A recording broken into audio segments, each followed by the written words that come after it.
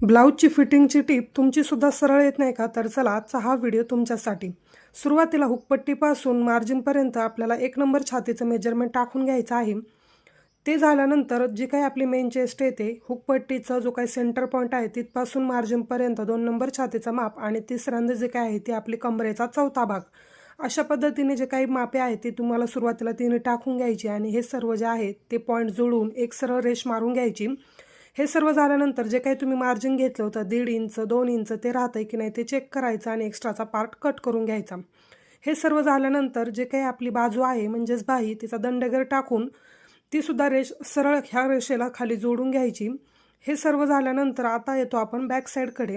ज्याप्रमाणे फ्रंट साईडची कंबर तुम्ही चौथा भाग घेऊन पॉईंट घेतला होता त्याच पद्धतीने इथे सुद्धा कमरेचा चौथा भाग घ्यायचा आणि एक्स्ट्राचं जे काही मार्जिन येईल तुमचं ते कट करून घ्यायचं. दोन्ही पार्ट एकमेकांवरती ठेवल्यानंतर सरळ टीप येते की नाही ते चेक करायचं. फ्रंट साईड बॅक साईडवरती ठेवून पाहायची. समोरून आणि पाठीमागून 1.5 इंच 2 इंच जे काही तुमचं मार्जिन आहे ते व्यवस्थित दोन्ही बाजूला झालं की नाही ते चेक करायचं आणि त्यानंतर फिटिंगची सरळ टीप मारून घ्यायची. हे सर्व करत असताना मेजरमेंट टाकताना तुम्हाला नेहमी अस्तरच्या बाजूने म्हणजे उलट्या दिशेनेच टाकायचे असतात.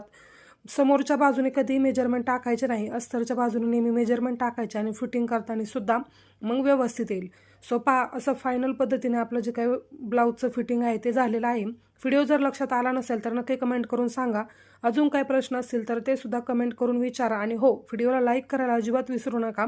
आणि आपल्या आयडीवरती जर नवीन असाल तर आपल्या या आयडीला नक्कीच फॉलो करा. अशा खास टिप मी तुमच्यासाठी दररोज घेऊन येत जाईल. भेटूयात नेक्स्ट व्हिडिओमध्ये. तोपर्यंत बाय.